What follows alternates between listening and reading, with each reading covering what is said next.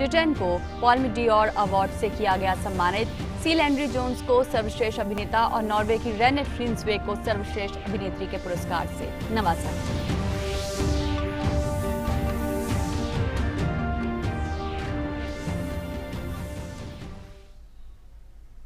नमस्कार, समाचार अब विस्तार से। मुंबई और उससे सटे उपनगरीय इलाकों में देर रात हुई भारी बरसात के बाद शहर का यातायात पूरी तरीके से प्रभावित होने से आम जनजीवन अस्त व्यस्त हो गया है। मुंबई लोकल की सेवाएं जहां एक ओर प्रभावित हुई हैं, तो वहीं सड़कों पर जल जमाव होने की वजह से सड़क यातायात पर भी असर पड़ा है। मौसम विभाग के अनुसार अगले 24 घंटों में मुंबई और उसके आसपास के मैदानी क्षेत्रों में भारी बरसात होने का अनुमान है। स्थिति को देखते हुए सभी एजेंसियों को अलर्ट पर रखा गया है और एनडीआरएफ की टीम पहले से ही स्थिति पर नजर बनाए हुए है। मौसम विभाग की तरफ से जहां पहले मुंबई के लिए येलो अलर्ट जारी किया गया था, वहीं अब इसे रविवार और सोमवार के लिए ऑरेंज अलर्ट में तब्दील कर दिया गया है।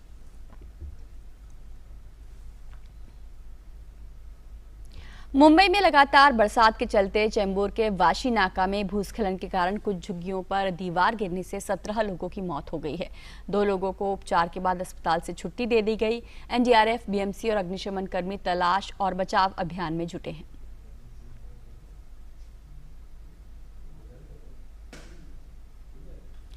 वहीं मुंबई के विक्रोली इलाके में एक ग्राउंड+1 आवासीय इमारत ढह गई, जिसमें 6 लोगों की मौत हो गई। घटनास्थल पर बचाव कार्य जारी है।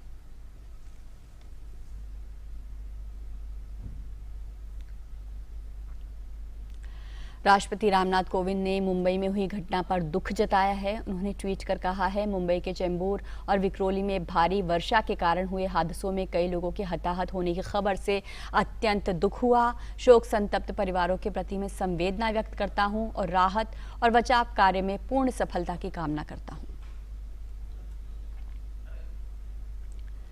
प्रधानमंत्री नरेंद्र मोदी ने भी मुंबई के चेंबूर और विक्रोली में दीवार गिरने से मरने वाले लोगों के परिवारों के प्रति संवेदना व्यक्त की है और पीड़ितों के परिवारों के लिए 2-2 लाख रुपए और घायलों के लिए 50,000 रुपए की अनुग्रह राशि की घोषणा की है। प्रधानमंत्री ने ट्वीट करते हुए कहा कि मुंबई के चेंबूर और विक्रोली में दीवार गिरने से लोगों की मौत से दुखी हूं। दुख की इस घड़ी में मेरी संवेदनाएं शोक संतप्त परिवारों के साथ है। प्रार्थना करता हूं कि जो लोग घायल हुए हैं वे जल्द स्वस्थ होंगे। मुंबई में दीवार गिरने से जान गंवाने वाले लोगों के परिजनों को पीएमएनआरएफ से 2-2 लाख रुपए की अनुग्रह राशि दी जाएगी। घायलों को 50-50 हजार रुपए दिए जाएंगे।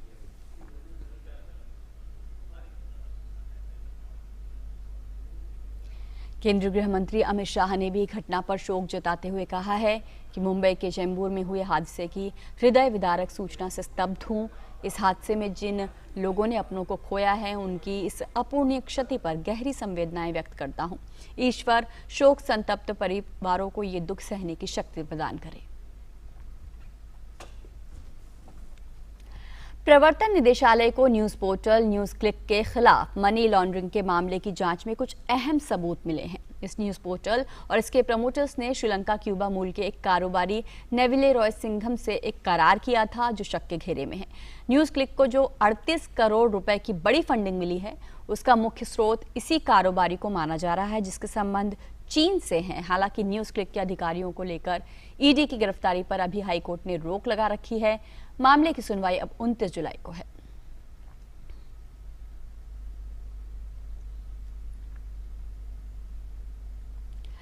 संसद का मॉनसून सत्र सोमवार 19 जुलाई से प्रारंभ होने जा रहा है। इससे पहले सरकार आज सभी दलों के साथ सर्वदलीय बैठक सरकार ने की है, जिसमें सत्र के दौरान सरकार अपने विधायी एजेंडे की जानकारी भी उसने दी है। इसके साथ ही सभी दलों ने संसद सत्र को सुचारू रूप से चलाने को लेकर सहयोग भी मांगा। दोपहर बाद 4 बजे लोकसभा अध्यक्ष ओम बिरला ने भी सभी दलों के सदन के नेताओं की बैठक बुलाई है। एनडीए नेताओं की भी संसद सत्र के रणनीति तय करने को लेकर आज अहम बैठक है। कल से शुरू हो रहे संसद का मॉनसून सत्र 13 अगस्त तक चलेगा। इस सत्र के दौरान कुल 19 बैठकें प्रस्तावित हैं। और देश में कोरोना वायरस के दैनिक मामलों में लगातार गिरावट देखने को मिल रही है।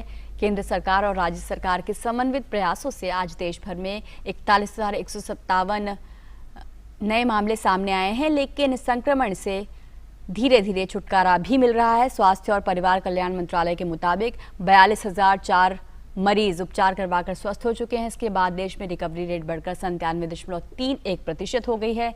इस समय देश में सक्रिय मामलों की कुल संख्या 4,22,660 है। बीते 24 घंटों की बात करें तो देश भर में कोरोना से 518 लोगों की मौत हुई है।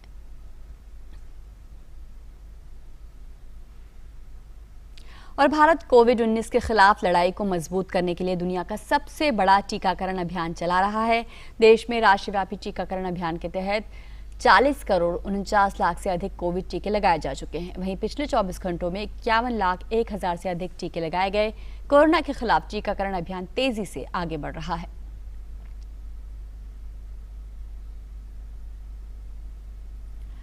भारतीय चिकित्सा अनुसंधान परिषद के अनुसार भारत में कल कोरोना संक्रमण की जांच के लिए 19,36,709 नमूनों की जांच की गई। वहीं कल तक कुल 44 करोड़ 39,58,663 कोरोना नमूनों की जांच की जा चुकी है।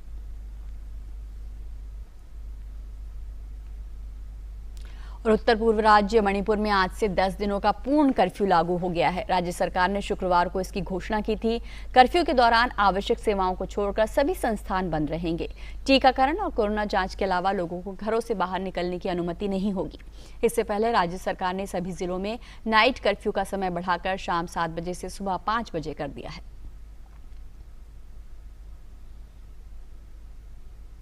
और मिजोरम में भी आज से 24 जुलाई तक मध्य रात्रि तक के लिए सख्त लॉकडाउन लागू कर दिया गया है। 7 दिन का ये पूर्ण लॉकडाउन आइजोल नगर निगम इलाके में लागू होगा। पूर्ण लॉकडाउन के दौरान राज्य सरकार के कार्यालय और निजी कंपनियों को बंद रखा जाएगा और केवल आवश्यक सेवाएं जारी रहेंगी। बैंक और डाकघर न्यूनतम आवश्यक उपस्थिति के साथ खुले रहेंगे। बाजार बंद रहेंगे। पूजा स्थल, शिक्षा संस्थान, सार्वजनिक उद्यान, पिकनिक स्थल, थिएटर, जिम, सामुदायिक भवन, रेस्तरां, शॉपिंग कॉम्प्लेक्स और मॉल भी बंद रहेंगे।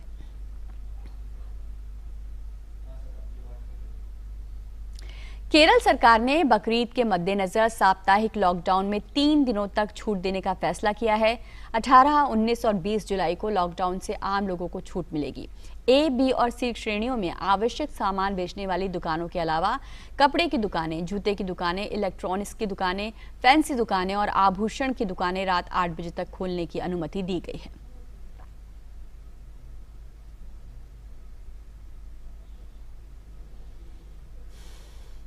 और जल ही जीवन है, इस बात को हम सभी बखूबी जानते हैं, लेकिन इस जल रूपी जीवन को संजोकर और संभाल कर रखना हमारे लिए बड़ी चुनौती बनता जा रहा है।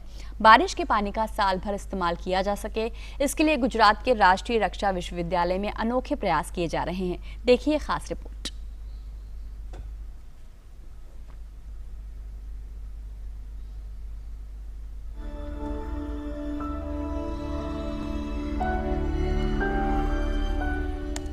जवानों की शक्ति बढ़ाने के क्षेत्र में कार्यरत गुजरात स्थित राष्ट्रीय रक्षा विश्वविद्यालय जल शक्ति का महत्व भी जानता है। बारिश के मौसम में पानी को संग्रहित करने के लिए यूनिवर्सिटी की बिल्डिंग को खास तरह से डिजाइन किया गया है। बिल्डिंग के भूगर्भ में बड़े बड़े टैंक बनाए गए हैं, जहां छतों से गिरने वाला पानी संग्रहित होता है। विश्वविद्यालय की हर बिल्डिंग में 7 लाख लीटर के टैंक लगाए गए हैं। साथ ही कैंपस में ही बड़े बड़े कैनाल भी बनाए गए हैं, जहां पानी को संरक्षित किया जाता है। ग्राउंड वाटर बहुत नीचे है, सो हमारी ये कोशिश है कि जो रेन हार्वेस्टिंग है और जो नेचुरल पानी है रेन के थ्रू जो आता है हमारे पास, उसके थ्रू हम लैंड का वाटर उसको रिचार्ज करें। हमारे पास 4 वाटर बॉडीज़ हैं बड़ी वाली, और हमारे पास हर बिल्डिंग के ऊपर जो रेन का जो पानी होता है, बारिश का पानी, वो इकट्ठा होकर हमारे पास 4 बड़े टैंक हैं 7 लाख लीटर की कैपेसिटी के। उसमें हम पानी को इकट्ठा करते हैं और पूरे साल हम उस पानी को पीने के लिए यूज़ करते हैं। और जो हमारी 4 बड़ी वाटर बॉडीज़ हैं, उसमें पूरा रेन का जो सरफेस वाटर होता है वो सारा हम उसमें इकट्ठा करते हैं, जिससे कि लैंड का जो वाटर लेवल है वो धीरे धीरे ऊपर आए। जब बड़े बड़े अभी प्रोजेक्ट बन रहे हैं, बड़े बड़े एजुकेशन इंस्टीट्यूट बन रहे हैं, अगर हम ये छोटी छोटी चीज़ें ध्यान रखें तो शायद हम अपने इन्वायरमेंट को बचाने में और सस्टेनेबिलिटी की तरफ अपने पूरे पर्यावरण को ले जाने में बहुत मदद कर सकते हैं। इस यूनिवर्सिटी द्वारा न केवल इस पानी का संग्रह किया जाता है, बल्कि रोजाना के कई कार्यों में इस पानी का इस्तेमाल भी किया जाता है। बारिश के पानी का ज्यादा से ज्यादा संग्रह किया जाए और उसका सदुपयोग हो, यही इस विश्वविद्यालय का लक्ष्य है। साथ ही विश्वविद्यालय आम लोगों से भी जल बचाने की अपील करता है। अहमदाबाद से लक्ष्मण राजपूत के साथ सुमन बोराना की रिपोर्ट, डीडी न्यूज। और बुंदेलखंड के बांदा जिले का एक गांव ऐसा भी है जहां पानी की कोई समस्या ही नहीं है और यहां के लोग पूरे बुंदेलखंड के लिए एक प्रेरणा बनकर उभरे हैं। खुद से ही जल संरक्षण के लिए इन्होंने ऐसा काम किया है जो दूसरों के लिए नजीर बन गया है।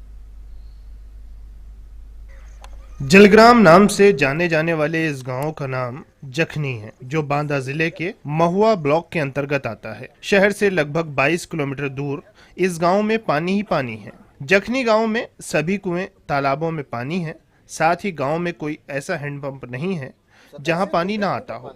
लगभग 7-8 साल पहले जल संरक्षण को ध्यान में रखते हुए यहां के एक समाज सेवी उमा शंकर पांडे ने गांव के कुछ लोगों के साथ मिलकर एक सामाजिक संस्था बनाई और लोगों को पानी संरक्षण के लिए प्रेरित किया।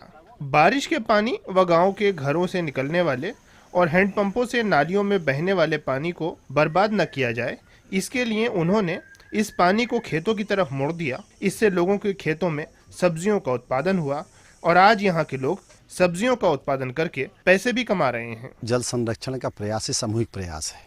बगैर किसी सरकार के अनुदान के लोगों ने अपने खेत में मेड़ बनाई, मेड़ पर पेड़ लगाया। वर्षा की जो एक खास बात यह है, पानी के संरक्षण के लिए जो हमारी पुरखों की पद्धति है कि वर्षा बूंदें जहाँ पर गिरे वहीं पर रोका जाए। तो ये जहाँ पानी गिरे आप उसी पे रोक लीजिए और जहाँ हम पानी बनाया नहीं जा सकता केवल बचाया जा सकता है। वहीं यहाँ पूरे गांव में खेतों में मेड़बंदी कराई गई, जिससे वर्षा का पानी बरसात के समय काफी मात्रा में खेतों में जमा हो जाता है, जो भूगर्भ जल स्तर को बनाए रखने में काफी सहायक होता है। वहीं वर्षा का पानी जो खेतों में बहता है उसे तालाबों में संरक्षित कर लिया जाता है, जिससे साल भर मवेशियों के पीने के लिए पानी मुहैया होता है। ये पानी जो है ये मान के चलिए कि इसका मतलब दुरुपयोग नहीं किया जाता, पानी को संचय किया जाता है। यहाँ मेन बिंदु मेड़बंदी है। मेड़बंदी में लोगों को हमने प्रेरित किया कि आप अपने खेतों की मेड़बंदी कराइए और पानी रोकिए, क्योंकि आगे आने वाले समय में पानी की ही लड़ाई है। पहले सर समस्या थी जब मेड़बंदी नहीं हुआ करती थी उस समय पुराने ज़माने में, इसका जो पानी रहता था खेतों का सब वेस्ट बाहर भग जाया करता था। जब से हम लोगों ने मेड़बंदी चालू की और पानी मतलब रुकने लगा तो उसका अच्छे प्रभाव हमारे सामने आए। जल संरक्षण के कारण यहाँ के लोग खेती किसानी में अच्छी पैदावार करके अच्छी कमाई कर रहे हैं। वहीं कुछ तालाबों में मछली पालन का काम भी हो रहा है। यहाँ की मिसाल देखकर इलाके के कई गांवों में लोग परंपरागत तरीके से जल संरक्षण का काम कर रहे हैं। हम लोग मेड़बंदी कर रहे हैं। मैंने 65 बीघे में अपने खुद की पिछली साल भी मेड़बंदी कराई थी, वो जो बैठ गई थी तो मैंने नई मेड़बंदी कराई है और जो भी मैंने तालाब बना रखा है 5 बीघे का। बांदा का जखनी गांव लोगों की सोच और मेहनत के चलते आज जल संरक्षण का मॉडल गांव बन गया है। बुंदेलखंड में पानी की समस्या से निजात के लिए ऐसे कदम एक मिसाल की तरह हैं। Bureau report, DD news. जन भागीदारी की एक सुंदर मिसाल बना जखनी गांव। और अब कुछ अंतर्राष्ट्रीय खबरें। यूरोप में विनाशकारी बाढ़ से कम 165 लोगों की जान चली गई है। बाढ़ से ज्यादातर तबाही पश्चिमी जर्मनी में हुई है, जहां आपातकालीन सेवाएं अब भी मलबा हटाने में जुटी हैं।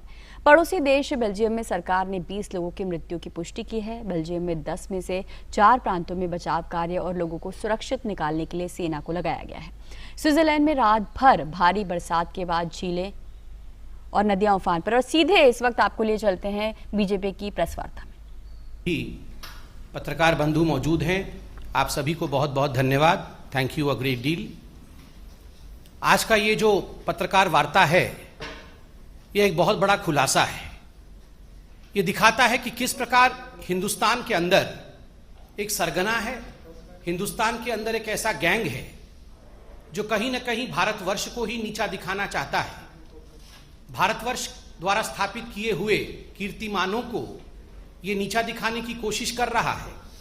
और ये सरगना जो है ये केवल भारतवर्ष में है ऐसा नहीं है, it is an international conspiracy, एक अंतर्राष्ट्रीय साजिश है।